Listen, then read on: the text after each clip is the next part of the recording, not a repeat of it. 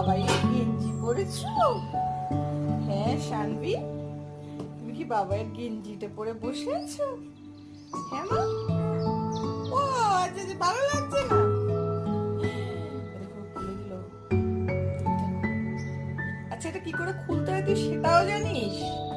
8 মাস বয়সী একটা মেয়ে, পুটকু পুটকু মেয়ে, তুই সেটাও বুঝে গেলি কি করে খুলতে হবে এটা? তুই দেখো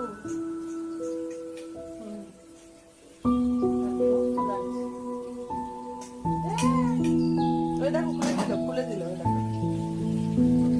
ওই দেখো বাহ, হাততালি দেবো তোরে, তুই খুলে দিলি। তুই 8 মাস বয়সী একটা মেয়ে